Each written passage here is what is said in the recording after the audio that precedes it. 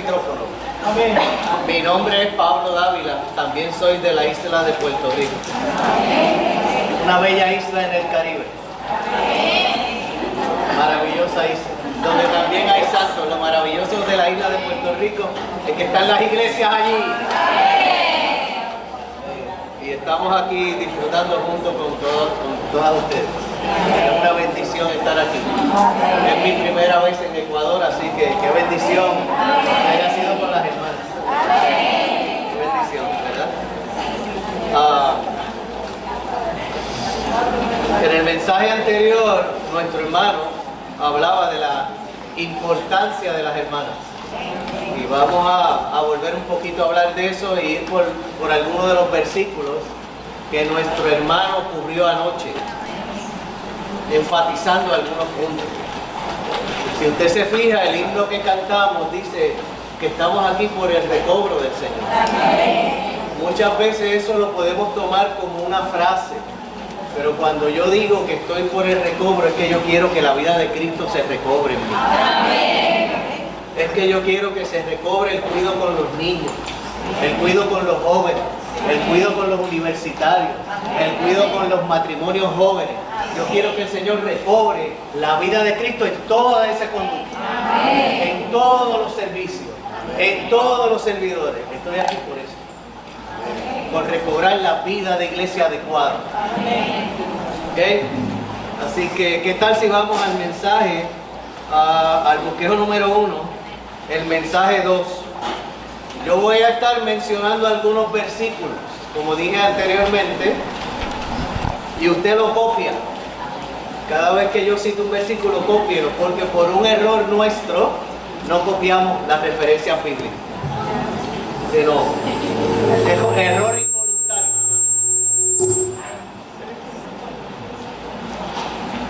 ¿Qué tal si leemos el título del bosquejo 1, mensaje 2? El servicio de las hermanas en la vida de la iglesia. El número 1, Romano, todas juntas. La importancia de las hermanas. Y otra vez volvemos y repetimos lo mismo, la importancia de las hermanas. Hermanas, ustedes. Otra vez repito lo mismo, la importancia. Amén, aleluya. Son muy importantes, definitivamente. Pero si usted se fija en el título, todo está relacionado con el servicio. No está relacionado con otra cosa. Con el servicio. Y lo vamos a ver ahora en Romanos 16, 1 al 4. Esos versículos, nuestro hermano Pascual habló un poco de ellos anoche. Y voy a ir con mucha calma, aunque no cubre el bosquejo.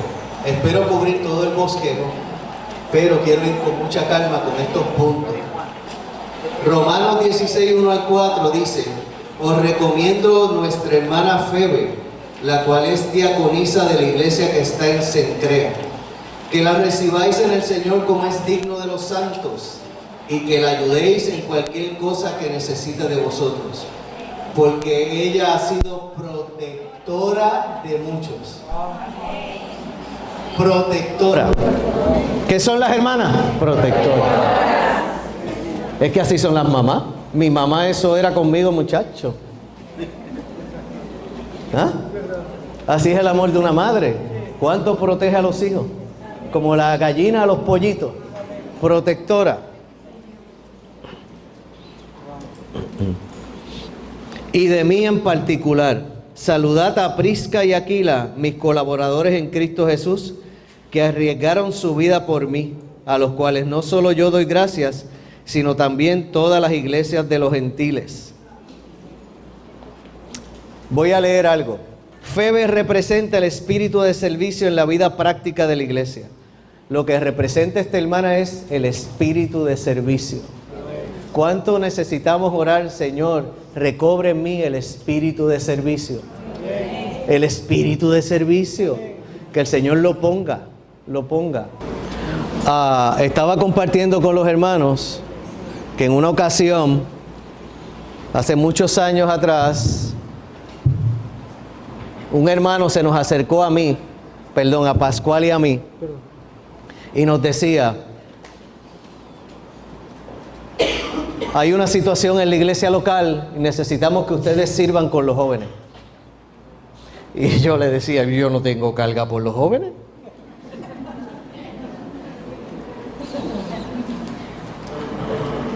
¿Qué vamos a hacer si yo no tengo carga? El hermano nos decía, no hay problema. Ahora sientes la carga. Ahora la sientes. Y eso, hermanos, provocó en nosotros un espíritu de servicio. Lo estoy poniendo en el contexto, ¿verdad?, de Pascual y yo, pero todas las hermanas deben tener tal espíritu de servicio. Es posible que usted no tenga la carga hoy, pero mézclese con algunas, compenétrese y el Señor va a poner la carga. El Señor va a poner la carga. En la vida práctica de la iglesia, lo primordial no es la doctrina, sino el servicio. Oiga bien esto que voy a leer ahora, preste mucha atención. La persona que fue recomendada no era un pastor ni una ministra, sino una diaconisa, una servidora, una persona dedicada al servicio. Señor Jesús, Señor nos salve de querer ser alguien o de querer tener un puesto, ¿verdad? O una posición. En primer lugar, Pablo la llama diaconisa, luego protectora, un término de dignidad que denota una persona que ayuda, sustenta y suministra. De hecho, en el original griego dice, en vez de protectora, lo que menciona es la patrona. Y ese significado de la patrona, no sé acá, pero en Puerto Rico es como la jefa. Pero eso no es lo que implica ahí. La patrona lo que implica es una que cuida, que sustenta, que ayuda, está sirviendo. ¿Qué necesita? Estoy en el servicio con los niños. ¿Qué necesita ese nene? Yo sé que es el hijo del hermano fulano, pero yo lo quiero como si fuera mío. ¿Qué necesita? Ese es el servicio de las hermanas. Más que otra cosa. Esto indica que Febe era tenida en alta estima. En los tiempos de Pablo, una protectora era alguien que siempre estaba al lado de una persona, acompañándola, cuidándola, supliendo toda escasez, sobrellevando toda carga y resolviendo todo problema. Es decir, satisfaciendo toda necesidad. Ese es el servicio de las hermanas. Ese tipo de hermana, el Señor tiene que ponerla, por decirlo así, en nuestros corazones. Amén. Si no lo tenemos por alguna situación, si no estamos en eso, Señor, ponlo en mí, dame tal espíritu de servicio. Uno que esté al lado, uno que acompañe, uno que sustente, uno que supla, una que supla. Y fíjense en que en Romanos 16:6, esa es otra referencia, Pablo dice, saludad a María, la cual ha trabajado mucho por nosotros. Interesante que Pablo toma tiempo para saludar a una hermana, María. De hecho, mi esposa se llama María. Ese nombre es bonito. Saludad a María, que ha trabajado mucho. Y uno dice, ha trabajado mucho, y uno dice, ha trabajado mucho, hay que elaborar mucho. Sí, en la iglesia hay que elaborar, hay que trabajar. Pero miren el próximo versículo que citamos como referencia, Romanos 16:12b. Saludad a la amada Pérsida, la cual ha trabajado mucho en el Señor. Cuando usted mira esos versículos, ¿de dónde sale tu trabajo? ¿De dónde sale tu labor? Cuando usted mira la historia o lo que menciona Pablo de Febe, ¿de dónde sale eso? Pues Colosenses 1:29, Pablo dice, para lo cual también trabajo, luchando según la operación de Él, la cual actúa en mí con poder. Todo sale de la operación de Él en ustedes y en mí. Amén. De ahí sale nuestra labor. Cuando Pablo dice, saludad a María, que ha trabajado mucho, está implicando, es que ella disfruta al Señor, es que ella deja que el Señor opere en ella, es que ella toca al Señor diariamente, es que ella se desvive porque el Señor avance trabajaba mucho por ello. El A, los leemos todos juntos, el A. Ninguno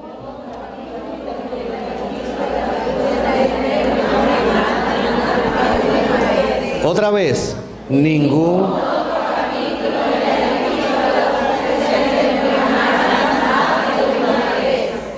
B, para que Dios logre su propósito y pueda llevar a cabo su economía, hay una gran necesidad con respecto a la función de las hermanas en la vida de iglesia. La función de las hermanas. Recuerde esto, la función. La función. Su función es importante. Cuando hablamos de la importancia de las hermanas, estamos hablando de la función, del servicio. No hablamos de otra cosa.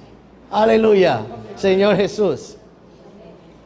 Así que, ¿qué tal si vamos al punto número 2 romano? Que habla de las funciones de las hermanas. Y vamos a citar algunas funciones. Quizás hay muchas más, pero vamos a citar algunas de las funciones. Por ejemplo, el A dice, dar a luz, producir a Cristo. Y como referencia bíblica, Lucas 1, 26 al 38, que nuestro hermano lo citó ayer en la noche. Y para tomar algunos versículos, por ejemplo, María preguntó, ¿cómo será esto? El ángel le dijo, usted va a ser la persona que Dios va a usar para traer a su hijo a la tierra. Y ella le dice, ¿cómo será esto? Porque no conozco varón. Si usted va a Lucas y mira los versículos anteriores, usted verá que a Zacarías le sucede lo mismo. El ángel se le aparece y le dice que Elizabeth, que es estéril, va a tener un niño que le va a poner por nombre Juan. Sin embargo, la pregunta de Zacarías fue, ¿cómo conoceré esto?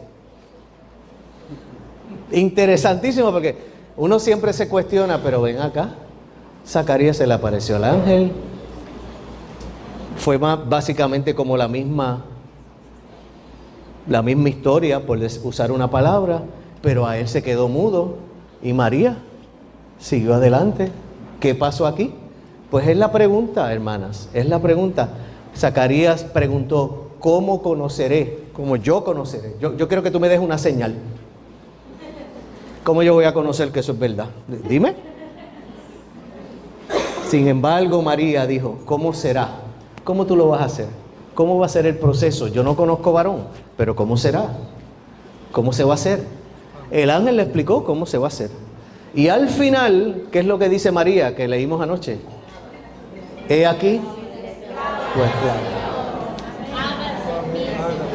Haga en mí según qué. No dice tu voluntad, tu palabra. Lo que tú hablaste, lo que tú dijiste, hágase en mí conforme a lo que tú dijiste. ¡Wow! ¿Para qué? Para dar a luz a Cristo. Hermana, si queremos avanzar en la vida de iglesia, si queremos que ese niño, ese joven y ese universitario eche para adelante en la vida de iglesia, Cristo tiene que nacer en nosotros, en todo nuestro ser. Amén.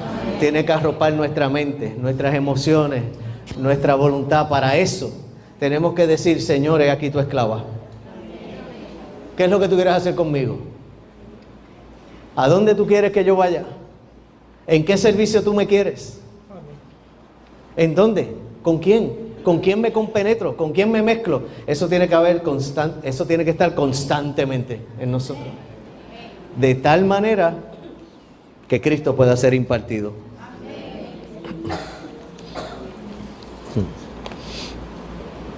Así que otras cosas que se ven en estos versículos es que el servicio neotestamentario no consiste en hacer algo para el Señor, sino en permitir que el Señor haga algo en nosotros. Debemos olvidarnos de hacer las cosas. En esto consiste la vieja manera. Aquí, ¿quién tomó la iniciativa? Con María, ¿quién tomó la iniciativa? Fue ella. Todo provino del Señor. Lo único que dijo ella es, aquí estoy, yo soy tu esclava. Todo lo inició Dios. El servicio neotestamentario consiste en dejar todo lo que nosotros estamos haciendo y permitir que el Señor haga algo en nosotros. Entonces podremos concebir y producir a Cristo. ¡Wow! Tremendo. El servicio neotestamentario es algo completamente iniciado por Dios. Tenemos que aprender que la iniciativa debe ser de Él y debe proceder de Él.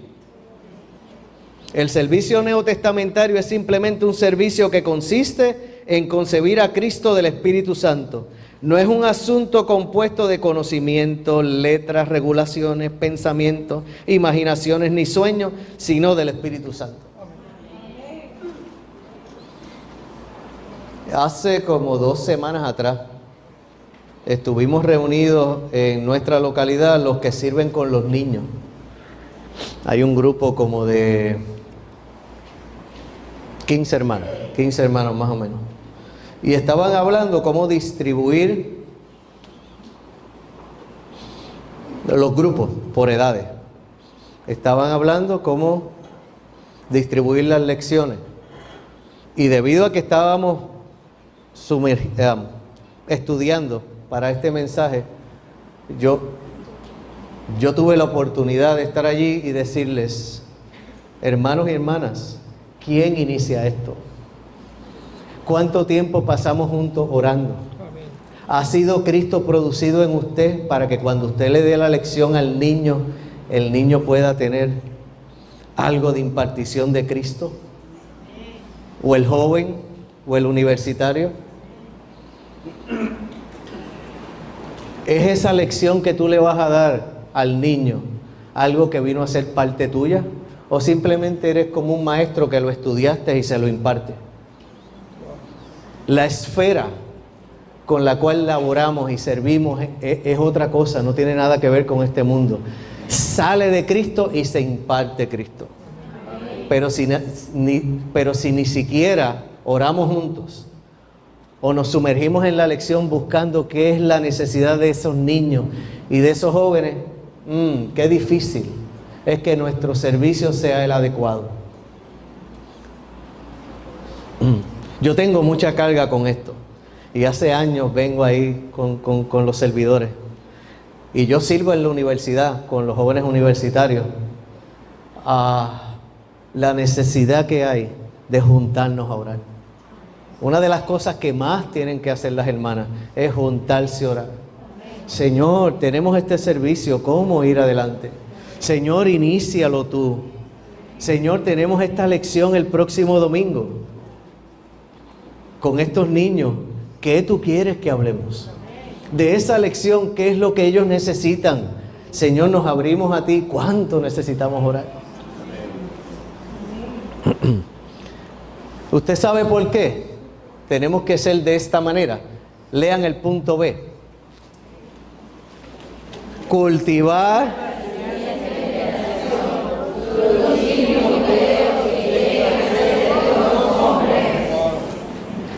Estamos aquí para eso, para producir esa generación. Imagínense si no oramos, ¿qué va a pasar?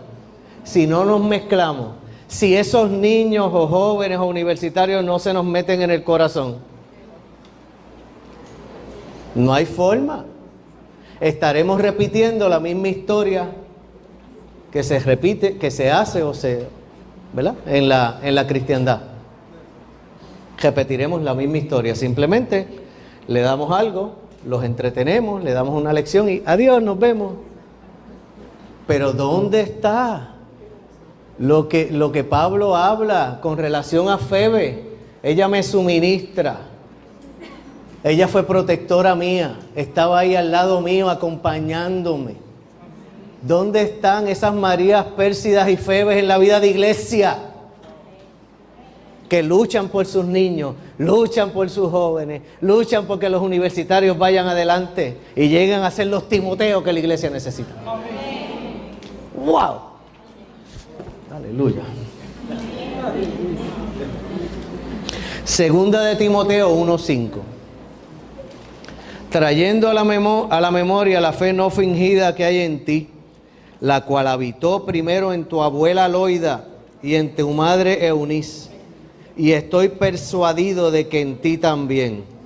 Había una abuela y había una madre. Déjame ver cómo lo digo. Déjame ver cómo lo digo, hermanas. Ok.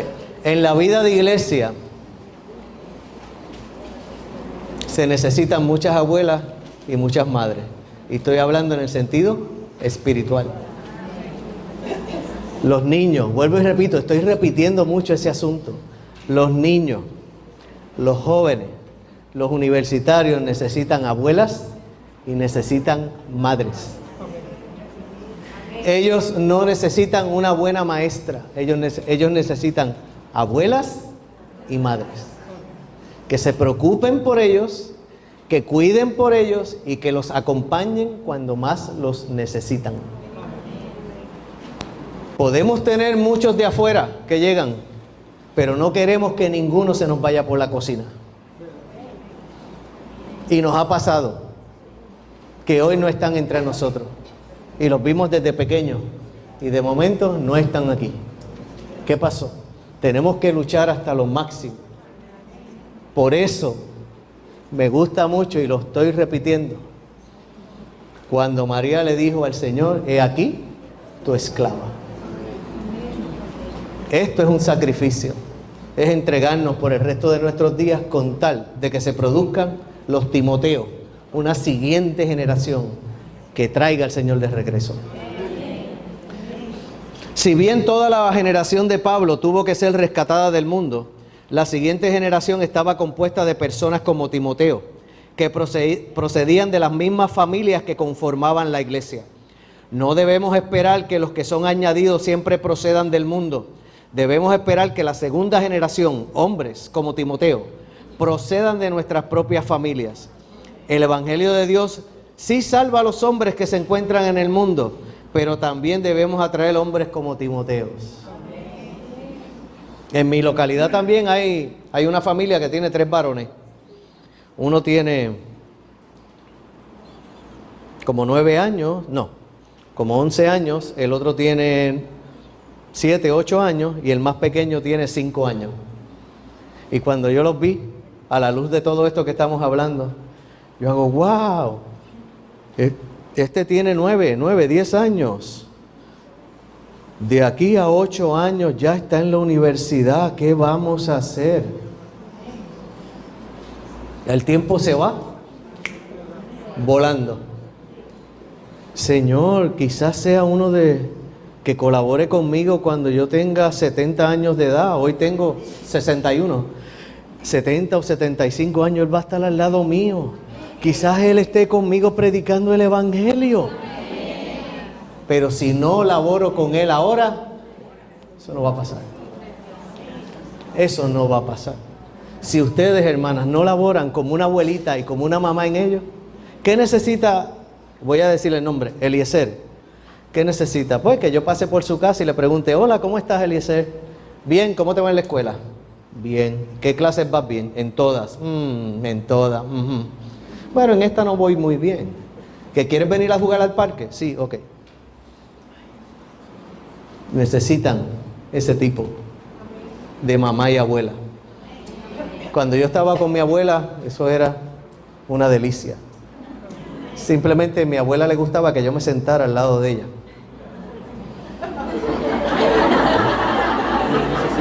Me recuerdo esto. Mi mamá, de hecho, me lo contó después cuando ya yo estaba adolescente. Yo llegaba a casa de mi abuela, ¿verdad? Y mi mamá, yo me sentaba en la parte de atrás del carro y mi mamá abría la puerta del carro y yo salía corriendo porque yo tenía que encontrar a la abuela. Y cuando yo encontraba a abuela, me ponía bien contento y abuela me abrazaba. Pero abuela, el día antes decía, por favor, fulana, recógeme aquel florero, recógeme aquello, recógeme esto, recógeme a esto otro, porque Pablito viene mañana.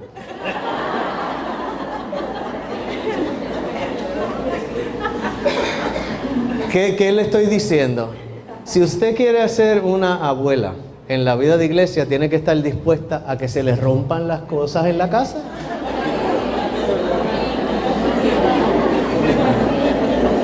¿Usted se cree que mi abuela peleaba con mi mamá porque se había roto un florero o esto o lo otro? No. Ella lo recogía, lo barría y ya. Claro, eso no quiere decir que tampoco era un desorden, porque cuando me tenían que disciplinar, me disciplinaban. Pero ustedes, yo creo que entienden el corazón de una abuela y el corazón de una madre. Eso el Señor tiene que producirlo en nosotros para que podamos cultivar la siguiente generación, de tal manera que el Señor tenga una edificación y pueda regresar. Por eso tienen que llegar a ser madres que aman. Madres que aman. ¿Qué podemos ser? Madres que aman. ¿Qué tal si leemos el punto C? Madres que aman. ¿Leemos el C? Madres que aman.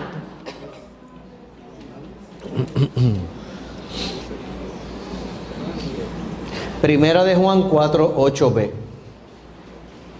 Primera de Juan 4:8 B. Porque Dios es amor. Y en este punto me recordé de la historia de Pedro, que ha estado vagando en mi mente por los últimos meses, porque cada vez que me confronto con una situación, con algún hermano, o con mi esposa, o con mis hijas, o con mis nietas, lo único que le pido al Señor: Señor, dame tu corazón para con mi familia, para con los santos. Porque tú eres amor, eso es lo que tú eres. Hazme uno que ame. Y las hermanas necesitan esto, al igual que yo también. Necesito ser uno que ame. Y cuando anoche compartí un ratito con algunos hermanos y hermanas, cuando el Señor fue a la cruz, el Señor le dijo a Pedro que lo iba a negar. Y Pedro se sintió bien mal. De hecho, Pedro hasta maldijo. Cuando el Señor se encuentra con Pedro por primera vez, Él le dijo: te dije que me ibas a negar 3 veces. Hasta me maldijiste. ¿Ah? Mira que charlatán. Él no le dijo eso. Lo primero que hizo fue que se sopló sobre ellos y les dijo: reciban el Espíritu Santo. Amén. Tuvo una segunda reunión con ellos donde estaba Tomás, y Tomás le dijo: Señor mío y Dios mío. Amén. Y al final, antes de él ascender al Padre, los invitó a comer a la playa. Le tenía un pescado preparado allí. Esa es mi actitud. Esa es mi actitud para con los hermanos cuando sucede algo negativo. El Señor tiene que poner ese corazón en nosotros. En la vida de iglesia van a surgir ofensas, hermanas. Van a surgir situaciones entre ustedes que necesitan tener el corazón perdonador de Dios. Y luego que Él los recibió con esa comida y comieron, Él le dijo: Pedro, tú me amas, pastorea. Hermanas, ¿ustedes aman al Señor? Pastoreen a los niños, pastoreen a los jóvenes, pastoreen a los universitarios, pastoreen a los matrimonios jóvenes. ¡Wow! ¡Wow! ¡Wow! Maravilloso, maravilloso.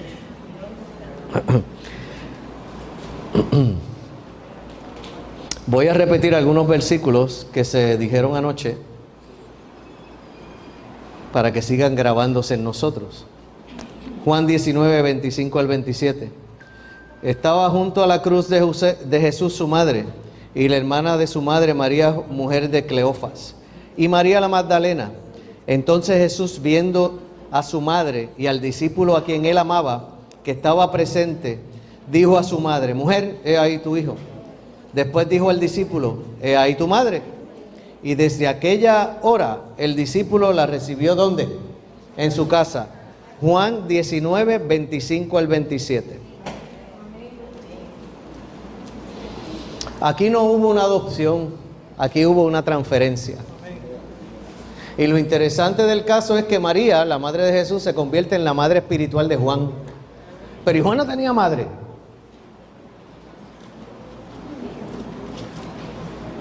¿Por qué el Señor le dice eso? Uno, para que cuidara a su mamá. Y dos, para que tú tuvieras una madre espiritual. Una madre espiritual que te cuide y que te guarde durante toda tu trayectoria. Y en Lucas 8, 2 al 3, aquí vamos a enfatizar algo adicional a lo que se dijo anoche. Lucas 8, 2 al 3, que dice: y algunas mujeres que habían sido sanadas de espíritus malignos y de enfermedades, María, que se llamaba Magdalena, de la que habían salido 7 demonios, Juana, mujer de Chuza, intendente de Herodes, y Susana, y otras muchas que le ministraban de sus bienes. Queremos enfatizar lo siguiente en estos versículos. Aquí había un grupo que se compenetraba, que se mezclaba y que oraban juntas. Aquí habían 3, por lo menos 3, que estaban coordinando, que estaban, ¿qué necesita este? ¿Qué necesita el otro? Ellas les ministraban con sus bienes, con sus posesiones. Ellos cuidaban de los discípulos del Señor y del Señor, pero ellas estaban juntas, mezclándose, coordinando. Es así en nuestra localidad y en los servicios que estamos, que hay 3 o 4 que oran juntas por los nenes que necesitan, por los jóvenes. Eso tiene que ser, y voy a usar la palabra, tiene que ser recobrado entre nosotros. Tiene que ser recobrado para que la iglesia vaya adelante. Eso no es otra cosa que un grupo que está lleno de vitalidad. Y si usted está lleno de vitalidad, usted está activo. Si no tiene vitalidad, no puede estar activo. Si yo no tuviera vitalidad, no puedo hablar aquí. Yo estoy activo porque tengo vitalidad. ¿Ah? Si no, no pudiera. Y aunque suena jocoso, pero un grupo así ama a la gente. Un grupo así produce Cristo en otro. Cultiva la siguiente generación. Se preocupa por los demás.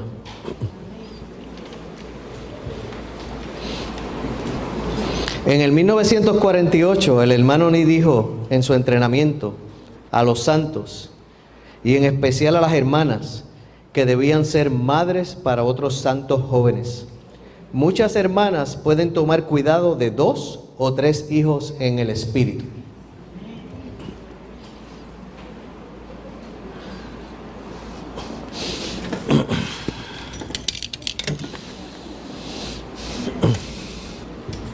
Déjenme leerle algo que escribió mi hija. Durante el día de ayer o antier perdimos una querida hermana en Puerto Rico. Tenía 85 años, 84 años de edad. El lunes es el entierro y mi hija escribió lo siguiente: la verdad es que se nos fue una gran guerrera. Formé parte de su reunión de hogar, de su familia, y me llamaba su nieta postiza. A muchos les decía: nene, nena, ¿cómo se llama la hija de fulano? Porque se le olvidaban los nombres, pero siempre me sentí importante de que a mí me llamaba por mi nombre. Maravilloso. En cenas familiares, de vez en cuando, yo me colaba. ¿Está bien eso? No hace falta traducción. No hace falta traducción, ¿no? Sí que sé. Exacto. Okay. Y siempre fui bienvenida. En muchas veces me invitaba. Tenía una casa completamente abierta. y un corazón grandísimo para cuidar de otros como a sus propios hijos. Esos jueves en la noche nunca los voy a olvidar. He llorado por sentimiento, pero sabiendo que nos volveremos a ver. Querida abuela Ángeles, para mi hija, esa hermana era su abuela. Gracias por tu cuidado y pastoreo, te amamos. Usted sabe, mi hija vive en los Estados Unidos. Hace más de 8 años. Hace tiempo que no ve a abuela Ángeles, porque mi hija la llama abuela. Y de vez en cuando quizás la llamaba. Pero el efecto de cuando mi hija estaba en la universidad, tener una casa abierta y encontrar allí una abuela que estaba esa casa junto con ella, Ángeles, junto con su esposo, estaba cultivando a esta próxima generación para que esta generación pueda edificar la iglesia y traer a Cristo de regreso, hace que ella diga esas palabras. Para ella esa era su abuela. Su abuela. Necesitamos muchas abuelas en la vida de iglesia y muchas madres que amen al Señor. Que amen al Señor. Si usted ama al Señor, ya tiene la mitad de la pelea ganada.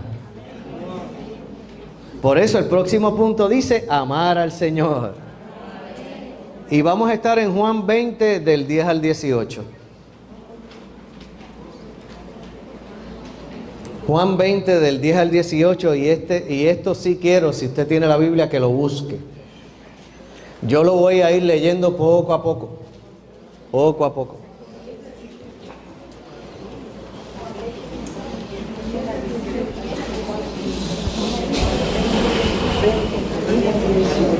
Juan 20, 10 al 18. Esto sucede, como dijimos anoche, después de la muerte del Señor. Que los discípulos fueron allí al sepulcro, no vieron al Señor y ¿qué hicieron? Se fueron a su casa. Muchachos cobardes eso. Dice Juan 20 del 10 al 18, y volvieron los discípulos a sus casas, pero María estaba fuera llorando junto al sepulcro, y mientras lloraba se inclinó para mirar dentro del sepulcro y vio a 2 ángeles con vestiduras blancas que estaban sentados, el uno a la cabecera y el otro a los pies, donde el cuerpo de Jesús había sido puesto. Nos detenemos ahí. María estaba afuera, ¿qué? ¿Qué estaba haciendo María? Llorando. ¿Usted ama al Señor? Llore por los niños, llore por los jóvenes, llore por los universitarios. Llore para que el Señor ponga una carga fuerte. Llore para que usted ame más al Señor. Porque ese lloro de María provenía de que amaba al Señor. De que amaba al Señor. Yo no sé cómo sería esa tumba. Era algo, o ese sepulcro era, no sé si es como los de ahora o era como una cueva, ¿verdad? Ok. Entonces María se inclina. Se inclina a mirar, llorando. Y ve estos 2 ángeles, y los ángeles le preguntan: mujer, ¿por qué lloras? No se había detenido de llorar. Ella era una llorona.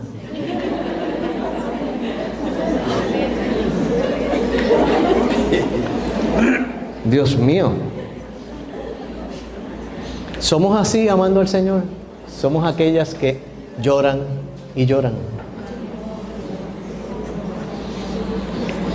Y mira lo que les dijo: ¿por qué se han llevado a mi Señor? Ella podía haber dicho: ¿por qué se llevaron al Señor? ¿Por qué se llevaron al Señor? No, ella dijo: a mí, Señor. A mí, al mío. Ella amaba tanto a Jesús que es mío, me lo llevaron, ¿dónde está? no sé dónde le han puesto. Cuando había dicho, les dijo, porque se han llevado a mi Señor y no sé dónde le han puesto. Cuando había dicho esto, se volvió. Y vio a Jesús que estaba allí, mas no sabía que era Jesús. Ya no lo sabía, pero ella miró por el sepulcro, habló con los ángeles, se vuelve. Yo me imagino que ella a lo mejor iba caminando, ¿verdad? Cuando se volvió.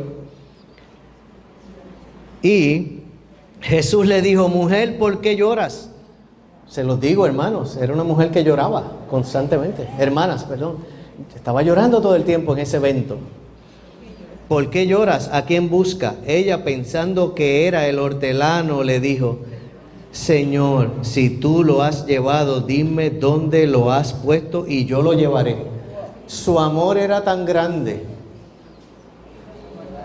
que ella estaba dispuesta a cogerlo, cargarlo y llevárselo. Yo no sé de dónde esa hermana María iba a sacar fuerza. Usted sabe que las mamás sacan fuerza de donde no tienen cuando hay una situación con un hijo. De esa manera amaba esta mujer a su Señor. Tenemos que ser hermanas que amemos al Señor de esa manera. De esa manera. Con mucho lloro y hacer lo que sea por amar a este maravilloso Señor. Entonces, mire esto. Jesús le dijo, María. Ahí la palabra María está con signo de exclamación. Imagínese el cuadro.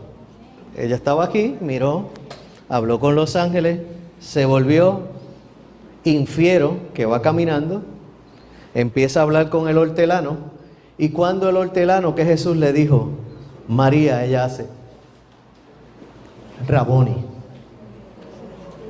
Porque ahí la palabra que dice es, volviéndose ella, le dijo en hebreo Raboni, que quiere decir maestro. Entonces ella trató de tocarlo. Se volvió. No me toque, que no he subido al Padre. Cuando usted ama al Señor de esa manera, usted hace lo indecible por encontrarlo. Lo indecible. Esta mujer hacía lo que fuera por tener a su amado cerca de ella, abrazarlo, quererlo, tenerlo. Que así sea nuestra vida diaria. Aquí quisiera decir lo siguiente: ¿cómo está tu tiempo personal con el Señor? ¿Cuánto lloras en la mañana? ¿Cuánto lo buscas en la mañana y quieres encontrarlo para tocarlo, para amarlo, para que Él se dispense dentro de ti? ¿Cuánto? Una de las cosas que más tenemos que recobrar en nuestra vida, y lo digo por mí también, es esos tiempos con el Señor a solas, donde Él puede infundirse en nosotros, donde Él puede amarnos y nosotros podemos amarlo a Él. Pero yo tengo que ir con una actitud de mucho lloro, porque yo quiero encontrarme con Él, porque yo lo amo tanto que no puedo vivir sin este Señor. Aleluya. Señor Jesús. ¿Y dónde se da toda esta vida de iglesia? ¿En qué sitio se da? Se debe dar la vida de iglesia. ¿Dónde? En los hogares. ¿Usted se cree que un domingo en la mañana usted tiene la oportunidad, o un domingo usted tiene la oportunidad en la reunión de preguntarle a algún joven o a algún niño cómo está, o establecer una relación íntima con él? Es muy difícil. Quizás le puede preguntar cómo está. Eso es cierto. Pero esto va más allá. No es simplemente el servicio de las hermanas, y cualquier servicio no es simplemente dar una lección. Es cuánto yo soy abuela, mamá, tía de ese joven o de ese niño. Va más allá. Así que tal si vamos al número 3, Romano. Los hogares de la iglesia y la unanimidad del matrimonio. Otra vez. Los hogares de la iglesia y la unanimidad del matrimonio. Él dice abrir las casas, referencia, Marcos 2, 1 al 5. Marcos 2, 1 al 5. Entró Jesús otra vez en Capernaum después de algunos días y se oyó que estaba en casa y se juntaron muchos de manera que ya no quedaba sitio ni aún en la puerta y les hablaba la palabra. Entonces vinieron unos trayéndoles un paralítico cargado por 4 y como no podían acercarlo a él a causa de la multitud, destecharon la azotea por donde él estaba y después de hacer la abertura bajaron la camilla en que yacía el paralítico. Al ver Jesús la fe de ellos, dijo al paralítico: Hijo, tus pecados te son perdonados. Esos 4 estaban locos. Había uno en su grupo. A veces no hay, cuando usted está coordinando con algunos hermanos o hermanas, no hay uno que como está bajito espiritualmente, como que no está bien, que está paralítico. Tenemos que tener el corazón de esos 4 que lo llevaron urgentemente delante del Señor e hicieron lo que fuera para que el Señor lo sanara y lo perdonara. Imagínense, le rompieron el techo de la casa.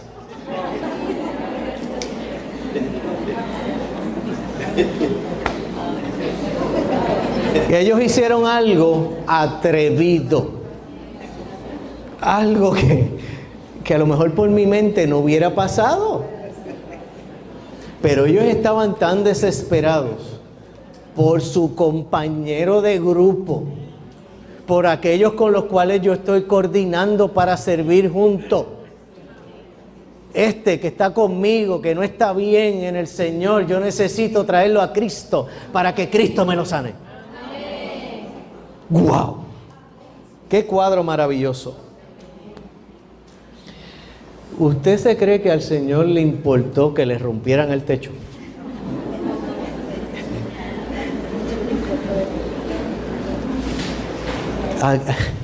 Él lo que les dijo fue, él lo que dijo fue, al ver Jesús la fe de ellos, dijo al paralítico: Hijo, tus pecados te son perdonados. Cuando usted recibe a algunos hermanos con niños traviesos o jóvenes traviesos y les rompen algo en su casa, olvídese de lo que les rompieron. Quizás en ese momento ese joven recibe la salvación en su casa.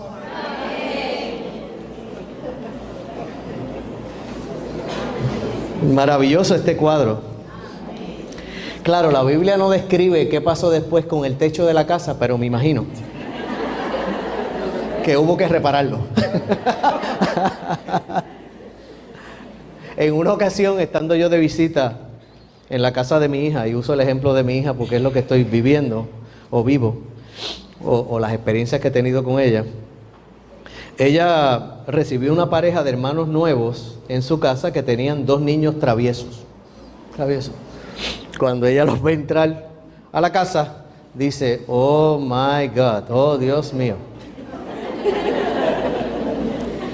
Pero eran una pareja de nuevos, muy contentos y estaban llenos de situaciones difíciles.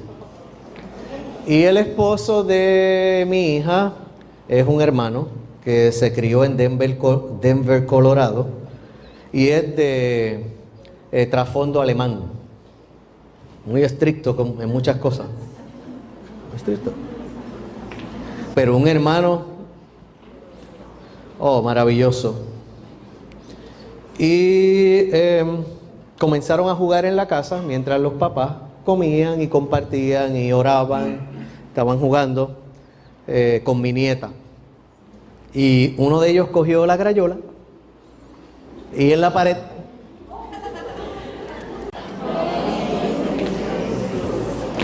¿pero por qué mi hija piensa eso? Porque tuvo una abuela Ángeles que murió hace 2 días. Porque tuvo esa abuelita que la cuidó. Ustedes ven el proceso, hermanas. El servicio de las hermanas en la iglesia es lo más importante.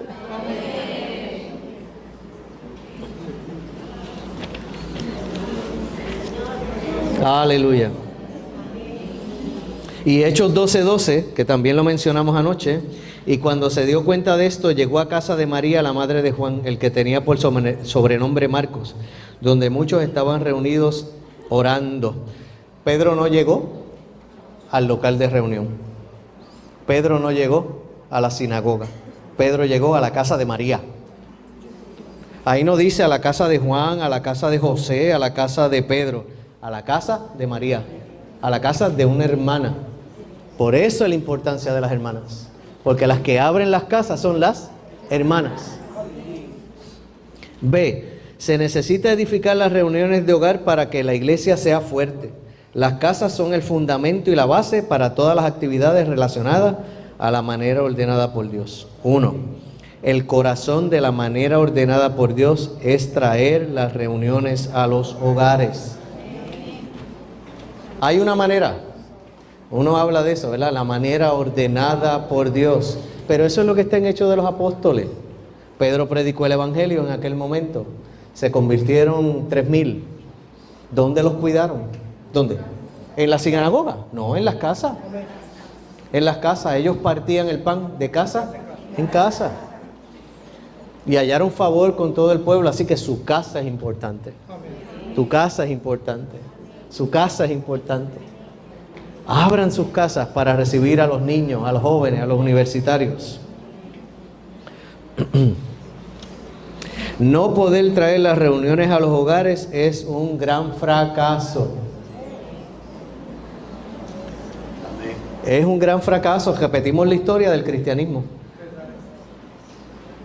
Entonces, esto es lento, pero es más seguro. Es lento. Usted sabe, edificar un nene desde que nace en la vida de iglesia, edificarlo para que llegue a ser un miembro útil en el cuerpo de Cristo, requiere sobre 20 años. Es lento. Es lento, pero es más seguro. Es más seguro porque no estamos detrás de tener gente que hace cosas, sino gente que expresa a Cristo.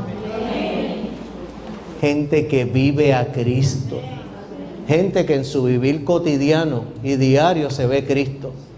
Se ve Cristo cuando es hijo. Se ve Cristo cuando es el nieto. Se ve Cristo cuando trabaja en cierto trabajo. Se vive Cristo.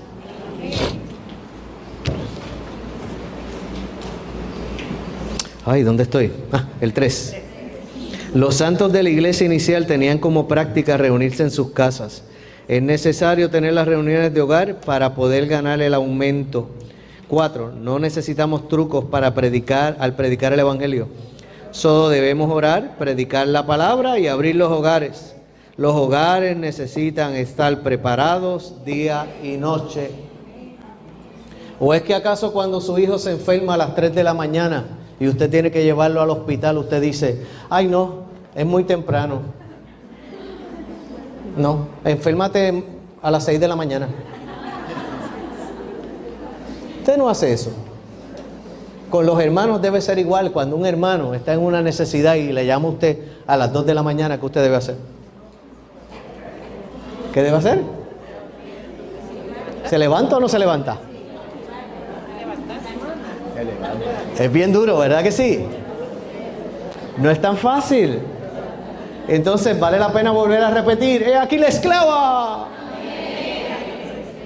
Por causa de esa familia y por causa de esos niños, ¡he aquí la esclava!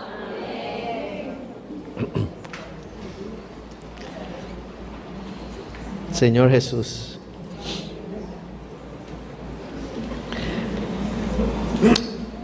Aleluya. El C, los hogares serán transformados cuando la iglesia sea edificada en los hogares. 1. El evangelio en los hogares debe ser hablado en los hogares. 2. La obra en los recintos puede salir desde los hogares. Desde los hogares. Deja ver cómo lo digo en este punto. Pero en el caso mío, hermano, yo estoy laborando en la universidad con algunos jóvenes, son de la iglesia, y otros jóvenes son nuevos o vienen de la denominación. Y lo que nosotros hacemos allá es invitarlos a nuestros hogares a comer. A comer. Entonces, hay una pareja en mi localidad que los invita a comer y a la vez que los invita a comer, oran o cantan. Hay algunos que no les gusta cantar, no les gusta orar, son nuevecitos, pues se quedan allí y están con nosotros. Y de esa reunión de hogar, 4 se han bautizado. Hoy en día, una de ellas está perseverando en la vida de iglesia.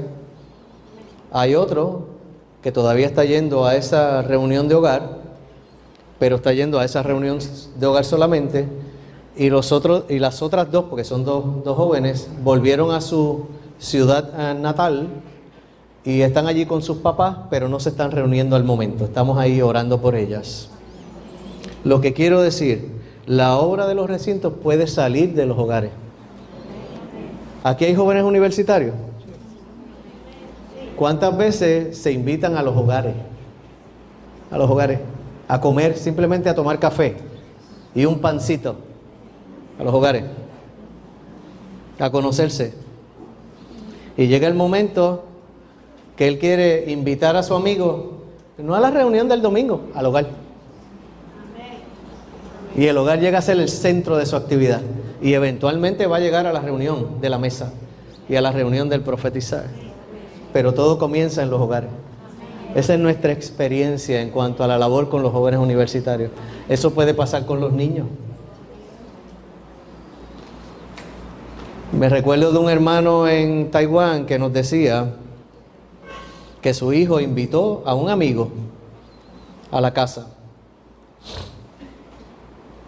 Niños de escuela elemental, no sé cómo les dicen acá, primaria.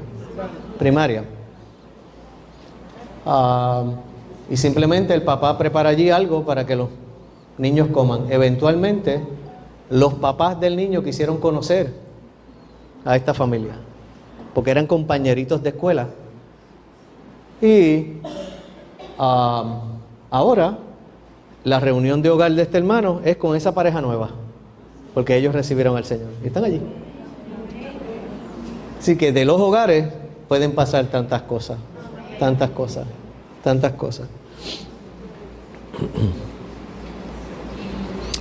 Las reuniones de hogar, número 13, las reuniones de hogar deben ser edificadas para que la iglesia sea fuerte. 4, debemos comprender que la manera que el Señor está tomando es edificar su iglesia en los hogares de los creyentes. 5, puede que el marido y su esposa hayan estado discutiendo, pero tan pronto tengan reuniones en su casa, la discusión cesará. A mí me ha pasado eso tantas veces.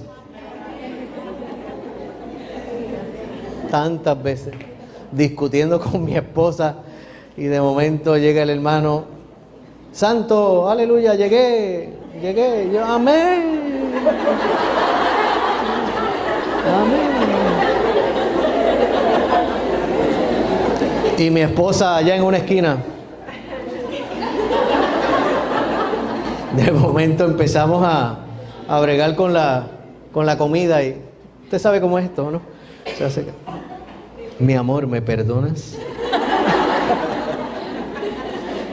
Y ella me dice: qué malo que te tengo que perdonar. Señor Jesús, ¿usted quiere la salvación para su casa? ¿Usted quiere una vida saludable? Abra su casa, aunque sea una vez al mes, vamos, para ponerlo bien sweet, una vez al mes. Reciba alguna pareja, algunos jóvenes. Esa va a ser la salvación para usted y su familia. El punto 6. Los hijos serán guardados de irse a la deriva con la corriente de este siglo, causando que la familia venga a ser adecuada y normal. Y la unanimidad es sumamente importante, la unanimidad en el matrimonio. La unanimidad es la llave maestra para todas las bendiciones del Nuevo Testamento. Practicar la manera adecuada de predicar el Evangelio requiere la unanimidad. Sin esta llave, ninguna puerta será abierta. Aleluya. ¿Cuánto tiempo me queda? 10. 10 minutos. Sí, ok. 12 minutos. Número 1, el D1. Si un hombre no puede vivir en su hogar siendo uno con su esposa, nunca podrá ser uno con los hermanos y hermanas en la iglesia. Solo se puede ser un buen hermano en la iglesia cuando se es un buen marido y padre en el hogar. Una vida de iglesia adecuada se sostiene de buenas familias. Es importante ese detalle, ese detallito, importante. Muchas veces yo he discutido con mi esposa, pero el perdón está ahí. El negar la vida del alma está ahí. Está ahí. Señor, por causa de esto, oh Señor Jesús, por causa de tu edificación, debemos estar siempre con la palabra perdón en la boca. 4, debemos dirigir nuestros hijos al conocimiento del Señor. Perdón, creo que brinqué. El 2, ok. Para que la familia sea saludable, el padre y la madre deben ser de un solo sentir. Si los padres son de un solo sentir, será muy fácil llevar los hijos al Señor. 3, los que tienen hijos deben levantarse temprano para orar por ellos. Es responsabilidad de los padres. Esta es la actitud. Hermanas, no solamente con sus hijos en la carne, sino con aquello que usted considera su hijo espiritual. Debe levantarse temprano a orar por ellos, a orar por ellos, a orar por ellos.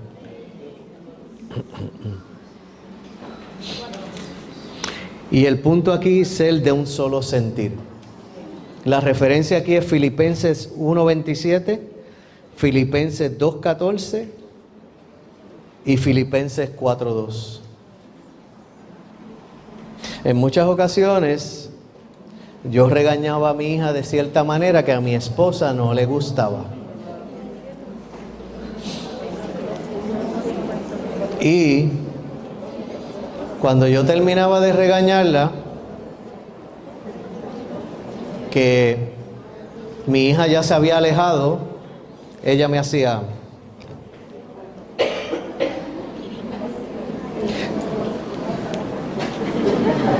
Y entonces yo iba donde ella y le decía, ¿qué? Ella me decía, la manera en que hiciste esto no estuvo bien. Y yo le decía, ¿pero por qué? Y ella me explicaba.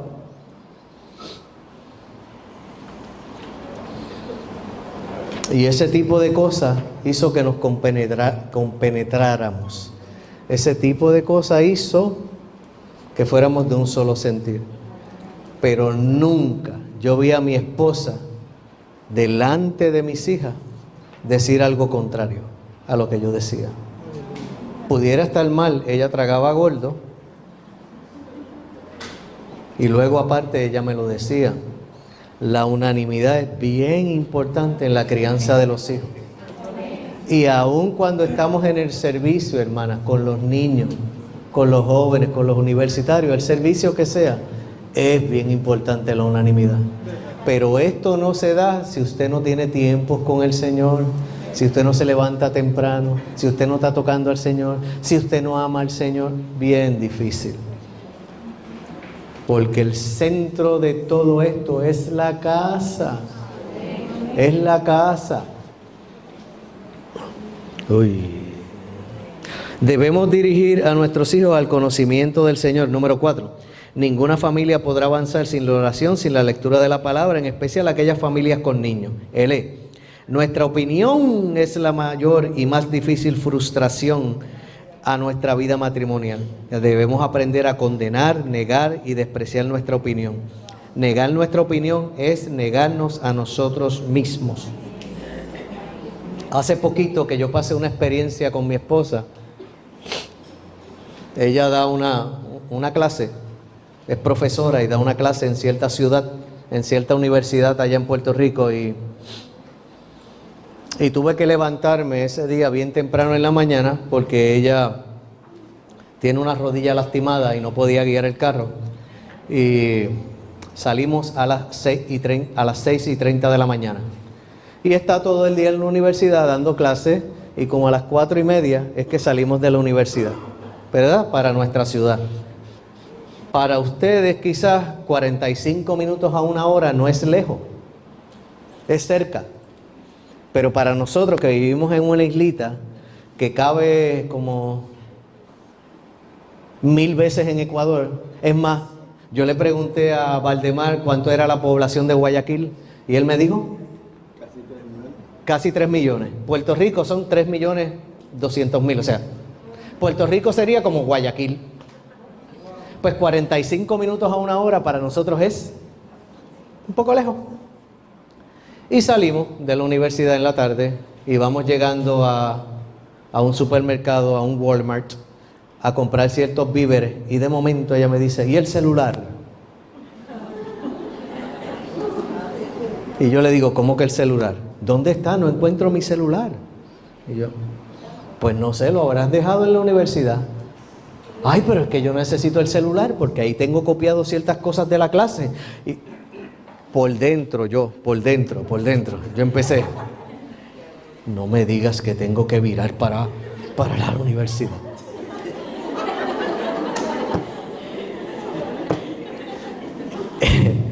Entonces ella me mira, me ve y dice, si quieres no vamos.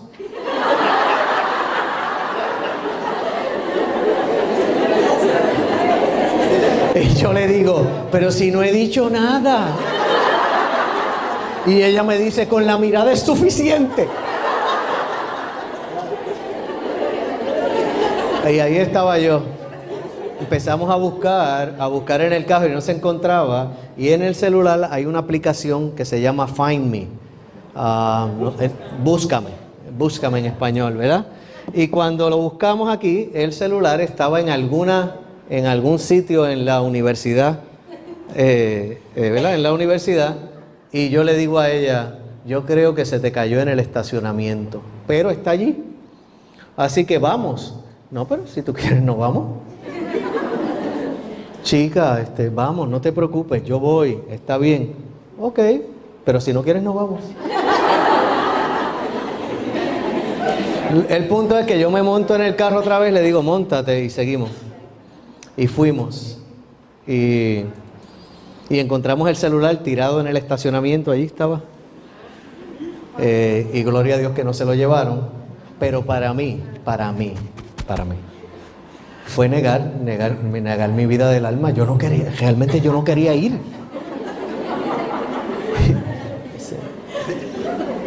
Sí. Y como yo lo hablo todo con mis gestos, pues a mi esposa es bien fácil darse cuenta sin que yo diga una palabra. Así que nuestra opinión es el mayor y la más difícil frustración en nuestra vida matrimonial. Debemos aprender a condenar, negar y despreciar nuestra opinión. Y eso coge tiempo, por causa de las reuniones de hogar, por causa de que usted pueda abrir su casa, por causa de los niños, los jóvenes, los universitarios, todo lo que estamos haciendo en la iglesia. Necesitamos ser unánimes, de un solo corazón y de un mismo sentir en nuestra vida matrimonial. Debido a que Dios juntó a dos personas en matrimonio y son muy cercanas el uno al otro, será inevitable que se ofendan con frecuencia. La manera de sobrellevar esto es perdonarse el uno al otro. Debemos perdonar y buscar ser perdonados. 2. Cuando un cristiano hace algo equivocado, debe confesarse y decir, yo cometí un error, me equivoqué en este asunto. Todo error y equivocación debe ser confesado. Cada vez que exista una ofensa entre esposos, debe haber confesión y perdón. Marcos 11, 25 al 26. Marcos 11, 25 al 26. Y cuando estéis de pie orando, perdonad, si tenéis algo contra alguno, para que también vuestro Padre que está en los cielos os perdone a vosotros vuestras ofensas. Porque si vosotros no perdonáis, tampoco vuestro Padre que está en los cielos os perdonará vuestras ofensas. Muchas veces decimos, pero ¿por qué no avanzo en el Señor? ¿Por qué? Como que el Señor no está. Verifique si tiene algún problema con su esposo. Verifique si tiene alguna situación con algún hermano. Porque si usted no perdona, el Padre no perdona. Tenemos que tener tal actitud, hermanas, tal actitud perdonadora. Entonces nuestra vida matrimonial llena de mucho perdón va a mantener esa casa abierta para que cuando estos nuevos o estos hermanos entren a su casa, vean ese tipo de vivir.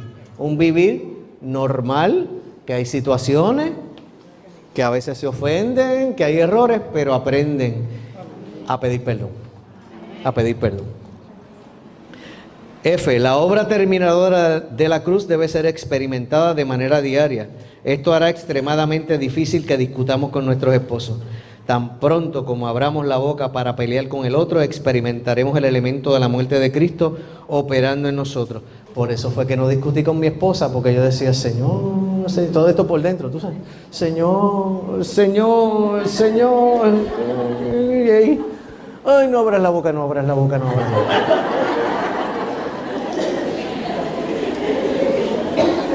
Y eso pasa y se da con el tiempo. Con el tiempo. Si yo no fuera uno que estuviera tomando al Señor, si yo no fuera uno que fuera constantemente al Señor para que el Señor me trate, queme lo que tenga que quemar, saque lo que tenga que sacar, yo no sé lo que hubiera pasado. No sé. Porque mi papá es muy explosivo y yo me crié en ese ambiente. Y por más que usted diga que no, usted trae ese trasfondo al matrimonio. Y tiene que ser quemado. Y yo le digo al Señor, Señor, quema esto de Dávila, esto que aprendí de mis padres. Yo quiero expresarte a ti. Cuando tú estás constantemente tomando al Señor, pues cuando suceden cositas pequeñas como eso de un celular, pues ahí tú experimentas si realmente hay esta vida que se niega con tal de que haya unanimidad, con tal de que sean de un mismo sentir, para que la iglesia pueda ser edificada. De hecho, no añadí que después que fuimos a buscar el celular, regresamos al supermercado, compramos las cosas porque esa noche teníamos una reunión. Imagínense llegar allí a la reunión, a la casa. Imagínense. Los hermanos se dan cuenta, ¿usted se cree que no? Y con esto no estamos diciendo que vamos a hacer un teatro. No. Somos genuinos, somos honestos. Si estamos mal, estamos mal. Señor, oren por nosotros, hermanos. Pero aprendemos en esta vida matrimonial a negarnos a nosotros mismos. A negarnos a nosotros mismos. Número 1, ¿qué tal si lo leemos? El F, número 1, el 2 y el 3.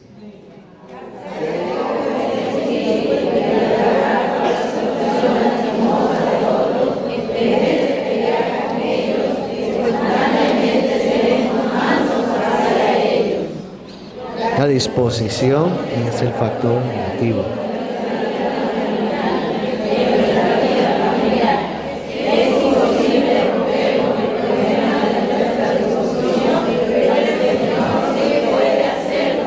Amén.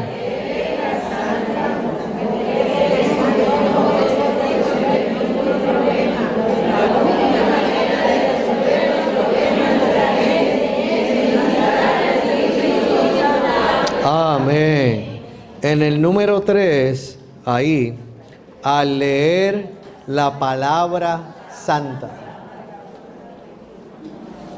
Así que resumiendo, el servicio de las hermanas es sumamente importante.